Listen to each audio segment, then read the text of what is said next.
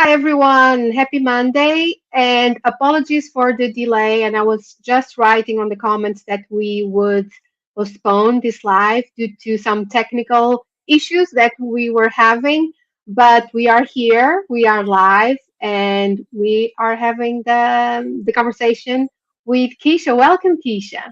Oh, thank you so much for having me. You are welcome. It's a pleasure. And before we start, just a bit of an introduction. I found and I met Keisha through LinkedIn. So we haven't met in person yet. So this is the first time we are having a proper conversation. We met through LinkedIn. And Keisha is a senior business program manager and community development leader, and she has more than 15 years of experience designing, advocating, and implementing global diversity recruiting strategies. This is fantastic. And Keisha is also an empowerment coach, wife, and a mom of two children. Wow, this is an amazing and inspiring journey, Keisha. And thank you for joining me for this chat.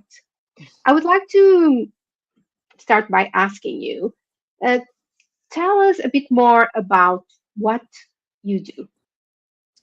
So, my role currently has the opportunity of creating a community and inclusion efforts that are happening for my company at Microsoft Atlanta. So, Mhm. focusing on like employee resource groups and getting them to be happy and engaged, really monitoring what the type of work that we're doing in the community of Atlanta. There's lots of opportunity for us to also work on talent, like so thinking about the people who are coming into our organization and their well-being, as well as those that have been in our organization and how to keep them happy and motivated to be able to be at Microsoft. Oh, that's interesting. And you mentioned a lot about community. What does that entail? So, community is such a broad term, right? And so, when Yeah. we think of community, for me at least, I'm thinking about those that are a part of the larger scale community. So, those that work at Okay. Microsoft, right? But those who are also living in the area. How do we all affect the people that we have touch points to, right? So, whether we're doing opportunities um, for doing philanthropy work, right? In the community, we're Mhm. giving back. Giving back is a huge part. And once you start to give back and once you start to touch other communities, they become a part of your community. And so when I think about community building and when I think about our opportunity, it's not just with the employees, with our families, it's with the people that we interact with and touch on a daily basis. And I'm curious, how has the community responded to those initiatives and to that way of working in the role and the work you do? Oh, really well. I think people are now that we're post COVID esque, right? People are Yeah. really interested in fostering human connections, getting to know others, really sharing their stories, sharing their background, developing and that growth mindset, right? Of truly like what is there for me to learn and what can I teach, right? So that's kind of the experience that I've been having so far. Oh, that's very interesting. Can you give us an example of some of the things that you do in terms of community engagement? So a lot with the students actually. So Oh, yeah, so there's an opportunity for us to do a lot of development, whether that's teaching students about AI, bringing them to the campus so they can meet, employees that are working in fields and areas they may not have thought of. There's lots of opportunity when it comes to like early in career talent development from a school system perspective, right? Meeting okay. students where they are, and then also developing, our the folks that are newer in career where we are at Microsoft, right? Giving them an opportunity to share what they were passionate about from college, right? Coming into the corporate world and for them to be able to experience it. Oh, thank you. In terms of the recruiting side of the role and the diversity, what are the key challenges that you face in your role?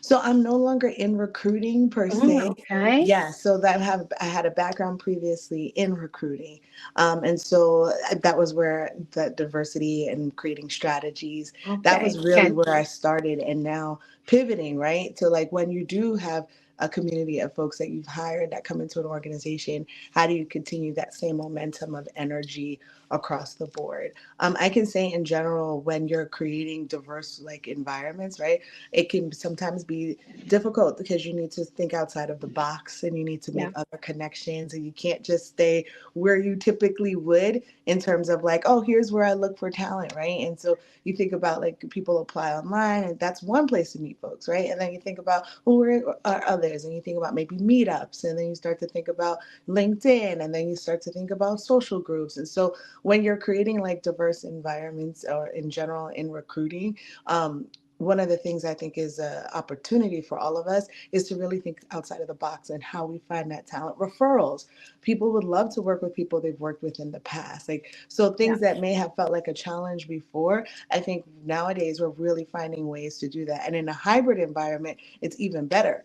Yeah. In my opinion, right? It's my sole opinion, but I really think it's even better because now folks who were pivoting or maybe not thinking of going to position because they have to get home at a certain time, to take care of parents or take care of pets or to be, even productive in their day lives, right? In their daytime lives, they now can do a lot of that while working, and so it gives them that flexibility. Thank you.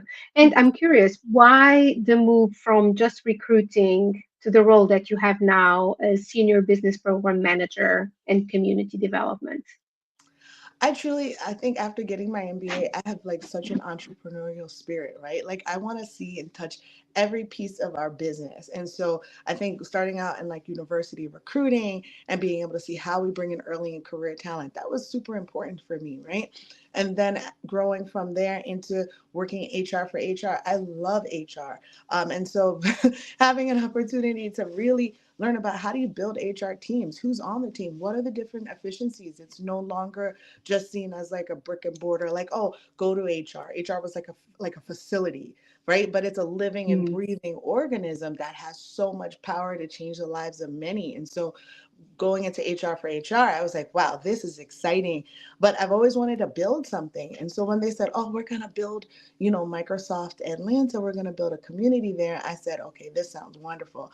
I would love to be a part of something from the ground up because when I walked into Microsoft, it was already built, right? But I was yeah. just part of a major, major, major operation of folks who are amazing, who are helping to keep the engine running. But Microsoft Atlanta, I got a chance to see what it looks like to actually draw the plans for the plane, right? Like, how do we actually make a location really different, but similar to all the ones we have around the world? And what, in terms of that journey of building that community and that culture and environment, what were the key things? What excites you the most? You mentioned the challenge of something new. Is anything? What are the key highlights? Seeing people happy, to be honest. I think Mm, post COVID, right? Like that's truly who I am. Seeing people happy, having them have a wonderful experience at the company where they spend so much time. My father worked at the same company for 37 and a half years, right? yeah, And he's 84 now and talks about it constantly. And I think that helping to build memories or opportunities for people is who I am, right? And when you think about like community building, that's what that does. And in my current role, I get to see how that works, right? And there are times too, right? Like I'll think that, hey, this is a wonderful opportunity. Everyone should love it. And it's sort of like, yeah, but how do you make it truly inclusive for everyone who that's not their original go to? This isn't how they typically operate. How do you make it different? And so I've enjoyed that challenge too. yeah, and I totally resonate with what you said. It's about building memories, right? Because if I go through my career journey as well, and the best times, it's where I have the best memories of Yeah. the experience. Yeah. Yeah, absolutely. I love that. I love that. And in terms of and as a coach, I work with female professionals. I would like to ask you, what were some of the challenges that you have faced, not at Microsoft specifically, but throughout your career in terms of progression? What some of the challenges that you faced? Since you're a coach, like some of the key coachy words like gremlins, right? Things that Yeah, the challenges I had was myself. I think it yeah, was my own limiting beliefs, right? Like they do this better than I do, right? I could only do this much, or it was all of those things I was telling myself. I was the challenge and trying to figure out what was next. And I think the good thing about people like me who may be experiencing that is that we have a lot of passion for other people's passions. And so if it was for me to say, oh, hey, I really think I need a mentor for me to be better at this because I wouldn't do it. But if I said, if I had a mentor and that could help me to build, not even like you said at Microsoft, but if that can help me to build a bridge for teenagers in my area, or if it can help me to help single mothers, or if it could help me to do something that could impact the entire world, I would ask right away. And so I realized that I was the problem or the concern, that if it was for me it was hard, but if it was for others I would do it instantly. Now, as you are saying that, just come to my mind how important it is for us to have a why, a strong something stronger than ourselves, even at our jobs. Because if we have a stronger why, we have a deeper strength inside of us that can help us move forward. As you say, maybe not doing it for yourself, but you have a stronger why that will impact either other people or the environment, wherever is the why. It helps you to get that energy and the passion just to move forward. Yes, especially when I think about finding your passion. And we spend a lot of time, a lot of Oh, people actually know what their passion and purpose is. They understand their value system really well. That makes it very easy for me to walk into a room and figure out how to make this an even better place for you. But there's a lot of us who are still figuring out what is our why, our yeah, true why, not our programmed why, not the why that we've been told is our why, but the why that makes us happy. And I think that this, for me, has been a real learning in terms of helping people to find their passion, letting them release their gremlins, right? And having them to really be themselves. yeah. And to add to what you are saying, it's also on my journey. There are two things. One of them is that you might have more than one why or one passion. Hmm. And the other thing that I've noticed as well, even with myself, is that it can changes over time. It changes over time. um, and the reasons why it changed, it could be because of your environment, of your experiences, things that you try and suddenly, oh, I really, this is connecting with me more, so this is actually why I love this. So yeah, and I think that's it's important, because sometimes I hear people saying, oh, I haven't found my why, will I ever find it, or my passion. And sometimes it's not that complicated. We might be already identify the why, but without knowing it. Yeah, I agree. I think that your why is consistent to who you are, right? And who you are can evolve and change, right, due to Yeah, circumstances. A lot of people find their why in tragedy at times, right? And a yeah, lot of people find their true. why in triumph, right? Yeah, So it just all depends on how your why comes about. But once you find it, it's there. So like for me in coaching, I always wanted the best for others, right? I always wanted to be a part of a significant marker or mover of the ability for people to truly live and feel an empowered life. And so going into coaching, it made sense, but it wasn't my initial, like, that's not where I started, right? I started doing other things in a similar vein. So I think that sometimes people want to put a title on things that they're already doing in their passion. yes, And you don't always necessarily need that title. yeah. Because if you are just doing it and it has meaning for you, and you found the meaning, then you have it. You already have it. And I've heard something today about um, we don't need to always be happy, but also finding the meaning. Oh, I lost you, Keisha. Sorry, I don't know if you can see me. I can't see you, Keisha. Oh, there we Ah, are. you're Okay. back. Yeah. Yes, I think my device, Oh, my I internet think, just took a yeah, break. I think it's internet. But I Yes. was just saying that we can be sometimes be happy, but Hmm. also we can find more purpose in meaningful things. And we don't always need to be happy. We can have happy moments, but finding the meaning, the why, can be much more. important and impactful than actually being always happy. Yes, I think that I've had a lot of moments, especially recently, right, where I have found that not necessarily that happy feeling, but definitely that fulfilled feeling of being in, my why. Yeah, yeah, I love that.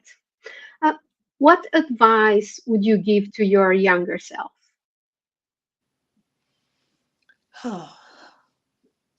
It's going to sound contradictory, but I'll say slow down, but then Mm, also keep going.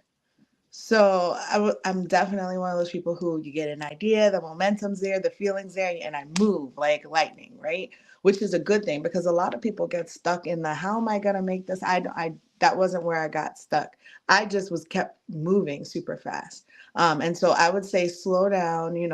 Appreciate every moment, live in the now. Don't necessarily forecast or predict everything that's happening in the future. So I would say slow down, but then I would also say keep going yeah, because there were times again, it's like all of us have this great idea and the impulse is there, and someone can just like say one word to you, and all of a sudden, boom, it's like, oh, well, yeah, maybe it wasn't such a great idea, or I, didn't think it through this enough, or whatever the case is. And I really do think that there's a good opportunity for us to do both, to slow yeah. down a little bit and smell the roses and enjoy the now, but then also to keep going and trusting the process that everything will be fine. Yes, because if we just slow down, there's the risk of procrastination, and we Mhm. just keep thinking and overthinking, which happens to, I would say, most of people. Um, at some point, we just overthink. We try to rationalize if it's the right time. Do I have everything I need to move forward? All the resources, and we just overthink, overthink, overthink. And I agree with you. Sometimes, yes, slow, but action is key. Even if it's a small thing, it doesn't need to be perfect. That's what I always say. If it even just a small thing can be imperfect, but just do it. And that could be kind of the driver that will move you forward, move the needle Yeah. a little bit. Yeah, Hmm. thank you for sharing that. Um, in terms of your current role, if someone that is listening to us would like to understand a bit more of what a senior business program manager and community development leader does, what would be your summary?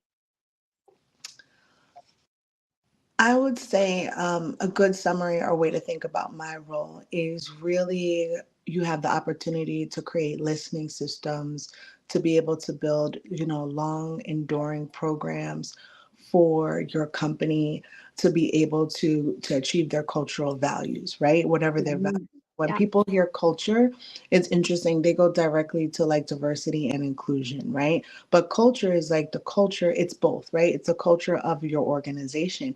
How do you keep the culture, pure to what it was built for, right? Whether it's empowering people or whether it should also be or potentially be, focused on the customer. What are the cultural values of your organization? And how do you continue to have efforts in those spaces to be able to build it? From a PM perspective, program management perspective, it has a lot of project management yeah. that's involved in there. So you want to make sure your project management skills are really strong. The other piece to it, it has a lot of additional parties that you will work with, right? So your ability to work with extended teams that are Mhm. not necessarily local to where you are.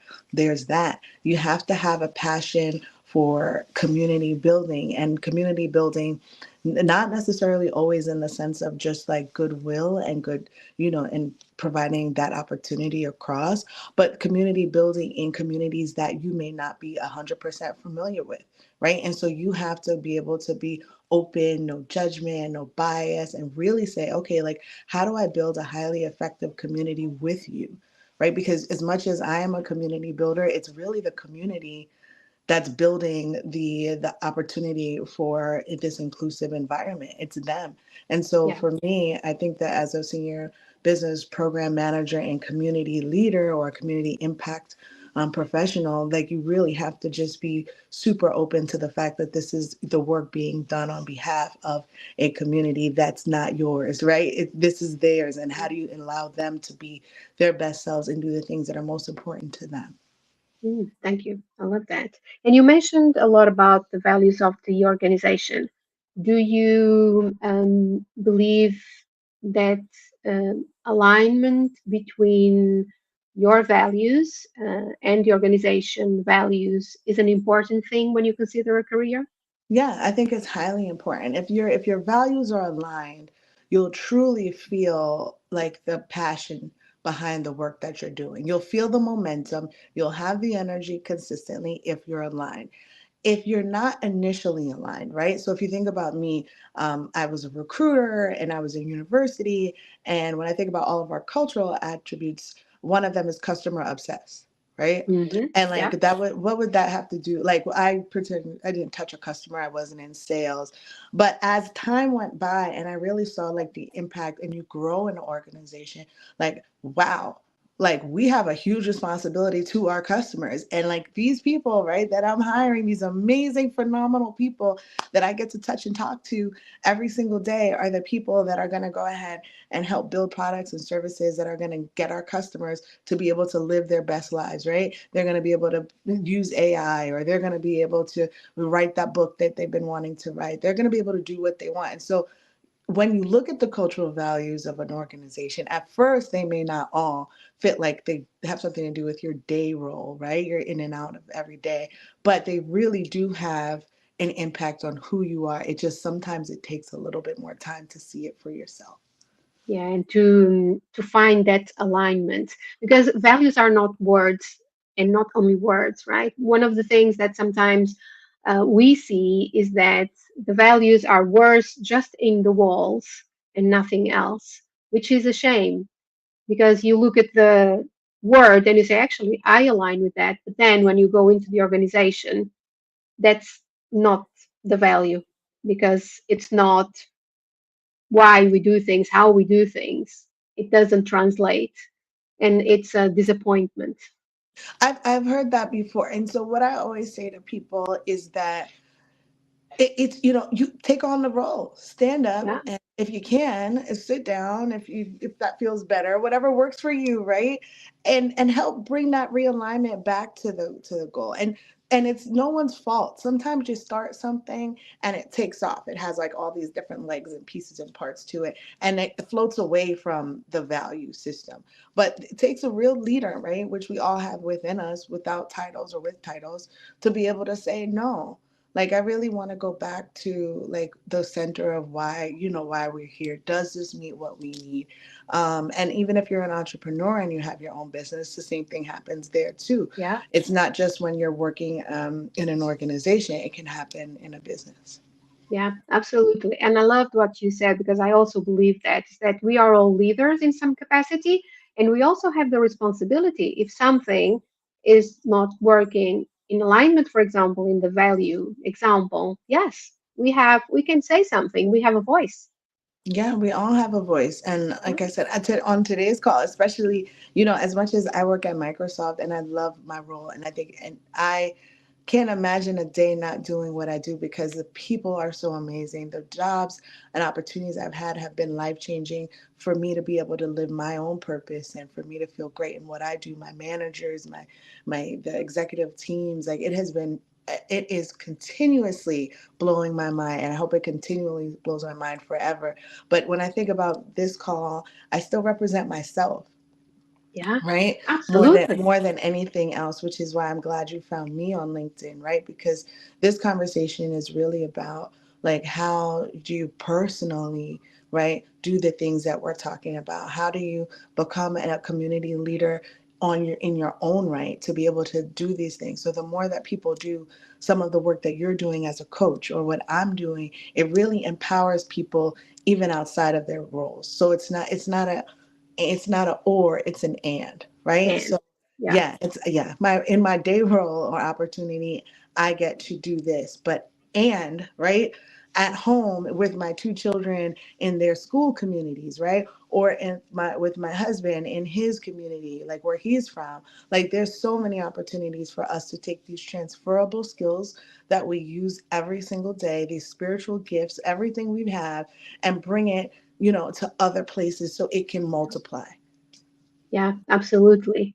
And lead by example, being an example wherever, in whatever context you are. Yeah, Yeah, absolutely.